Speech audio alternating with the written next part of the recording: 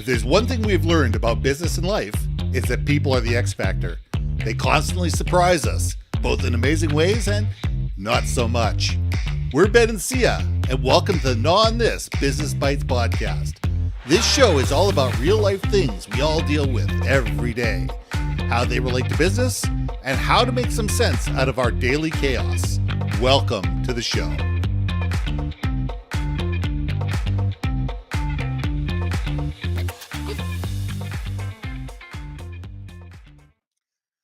And welcome back to another episode of Gnaw on This Business Bites. I'm Ben, this is Syya, and I got a question for you. What has happened to customer experience and customer service? Seriously. Now, I come from a customer service world. Syya comes from a customer service world. My God, the woman was with Disney for 7 years. I am seeing the world go to a handbasket, and now people are demanding 20 to 25% tips for self-service. You go and you order food online. You go pick it up at the restaurant. You prepaid for it. And the first thing that shows up is, would you like to give us a 20 or 25% tip? For what? Seriously, people. Now, I come from being a waiter at a fine dining experience. I've had a $2,000 tip for working Christmas Eve. I've also had people leave me 2 pennies. And guess what? When I got 2 pennies, which means, you know what?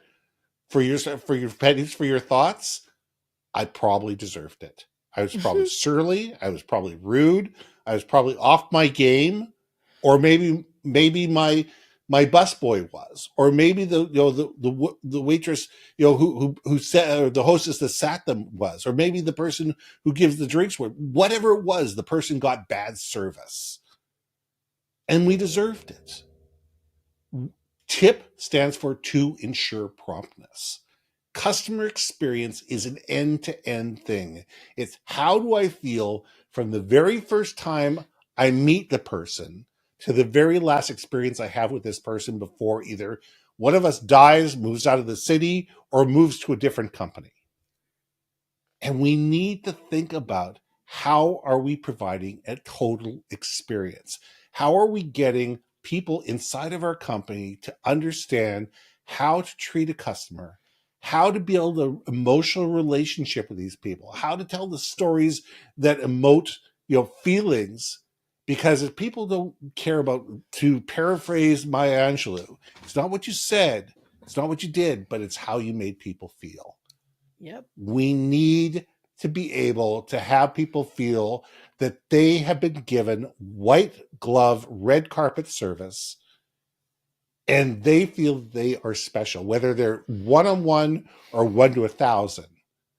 And that's when we deserve to be able to charge whatever we charge, because people see value in what we do, not because, well, the convention is we give a 20% tip. So if you don't give me a 20% tip, it doesn't matter if I sit there and spit in your food, I still deserve that money. So Syya, let's gnaw on this. Shall we dance? The customer experience, customer service is a dance. It's communication. It is feedback and, feedback back and forth, right? It's give, take, feedback, right? If you want to leave someone with a great experience, as you say, as we all quote Maya Angelou, sometimes we don't remember what was said, but we definitely know and remember how we feel. Right? It harkens back to a previous conversation, that we talked about, evoking emotions from storytelling.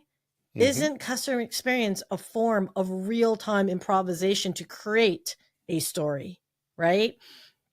If we can give someone, let's say some as mundane as a restaurant experience, right?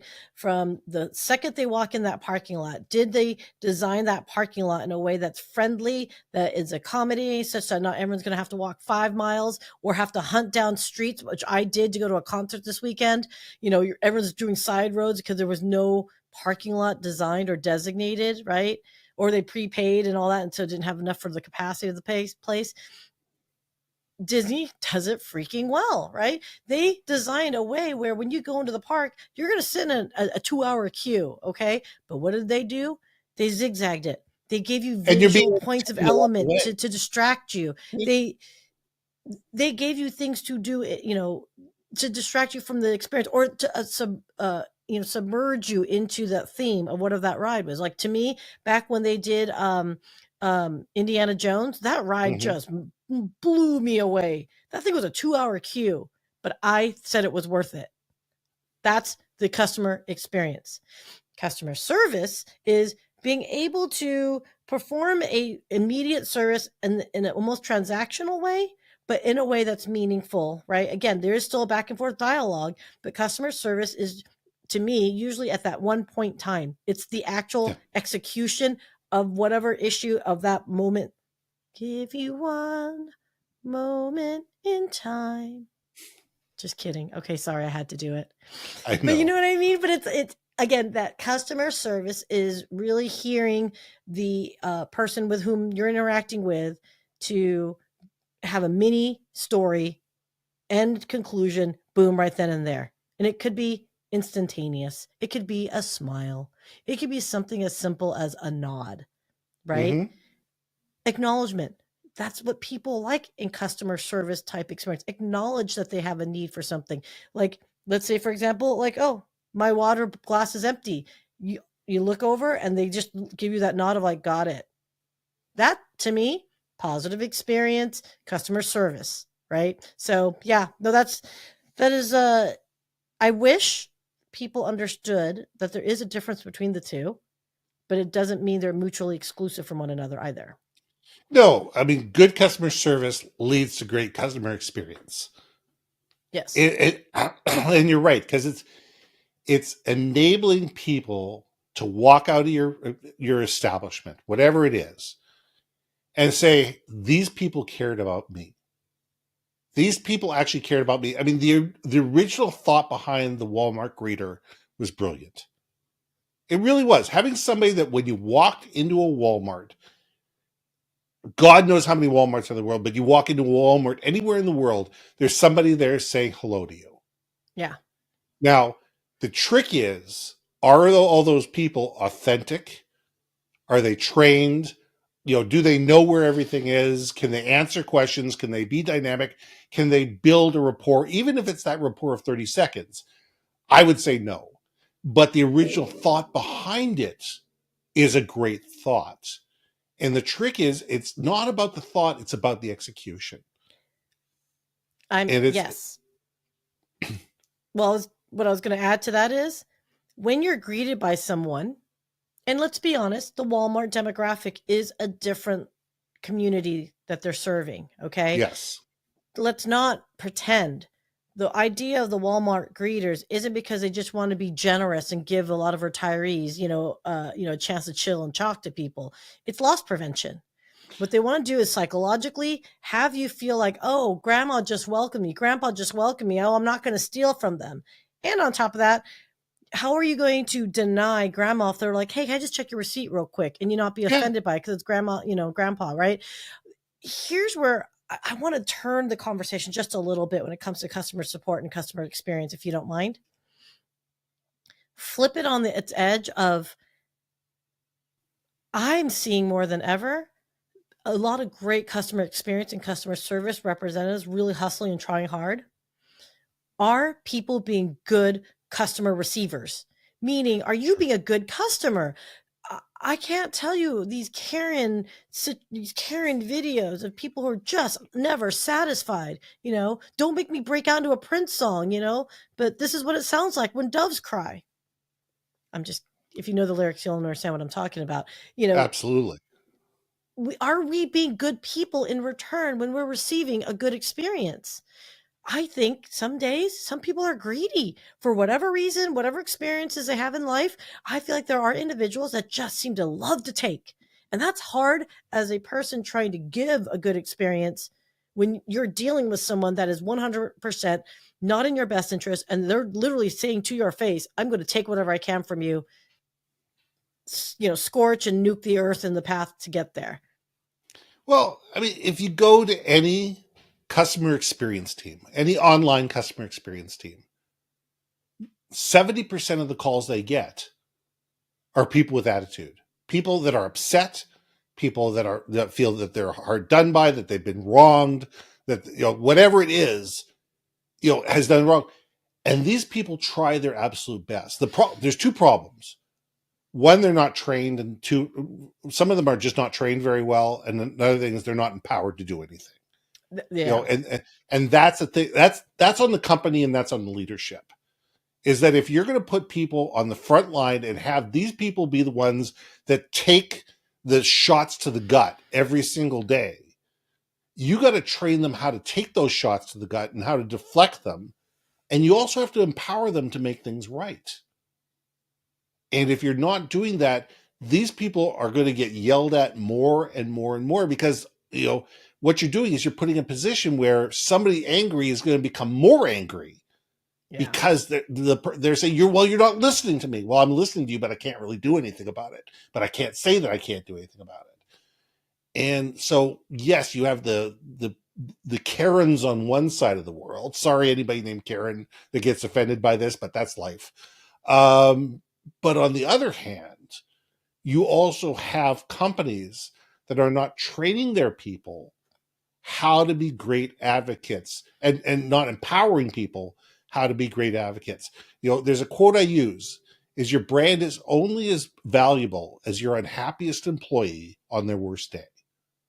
Ooh. Say that again. Your brand is only as valuable as your unhappiest employee on their worst day.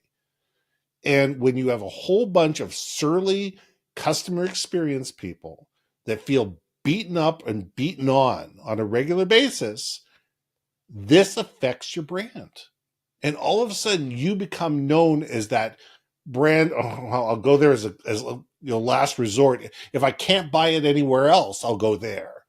Or if they're, way cheaper than somebody else, I'll bite the bullet and I'll buy it from them. But other than that, all you are is a commodity. Yep. You're not a beloved brand. You're not a valued brand. You're certainly not a respected brand. You are a brand that all of a sudden is the one that, oh my God, I have to deal with these people again. And when we're those people, we become easily forgotten and easily replaced. Oh, you just triggered a memory for me of, I remember a competitor that is, they were the big dogs in their particular segment of the tech industry. And I remember the client had confided in me, and they're like, dude, we actually would rather work with you. Your team seems to be really interested in our best interest, but we've made such a big dollar investment into this competitor. We're kind of sunk. We're stuck with them. And they said to me, the competitor rep had the audacity to tell the client, you guys are so vested and you're either so sunk with us, I don't care if you hate me or not, but you will be doing XYZ. And no customer wants to be told you're stuck with me no matter whether you like me or not, and all that stuff. It was crazy to me that someone would be that arrogant to tell a client, I can get you fired equivalent, right? Like, we're too far along. And you could go to that customer.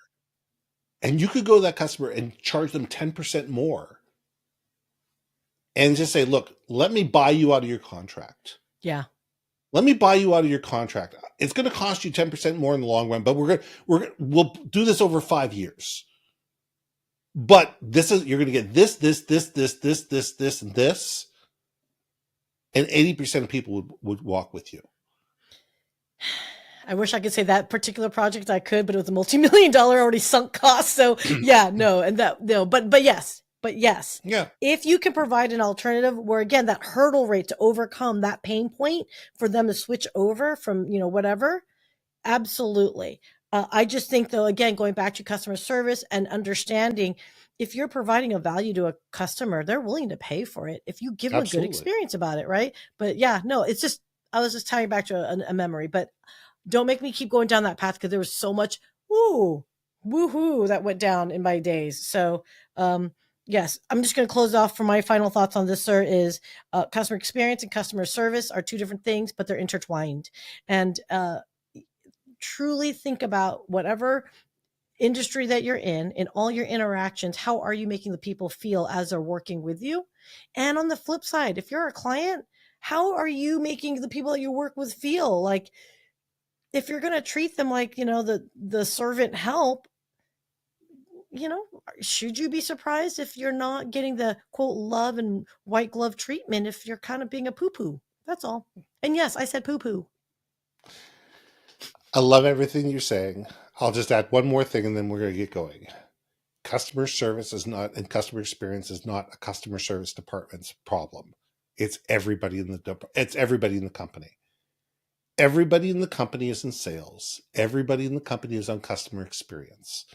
Everybody is there when the phone rings and a customer calls and they have a problem. It's not, hang on, let me get you Dave. It's, how can I help you? And sometimes just being that thing that says, look, Dave's not here at the moment. Can you give me all the information? Let me see what I can do. And listening to customers, because when we listen to people, we understand them and we value them. That's customer experience. So with that, I'm Ben. And I'm Syya. And we'll see you soon. Hey. Thanks for listening to another episode of Gnaw on This, Business Bites. If you liked what you heard, we most humbly ask that you like, share, and hit that subscribe button. And if you want to communicate more effectively within your organization, contact Ben at yourbrandmarketing.com or me at brilliantbeammedia.com. We can help you build your community, brand awareness, and personality through digital content and podcasting. We cannot wait to hear from you. So see you next week for another episode of Gnaw on This, Business Bites.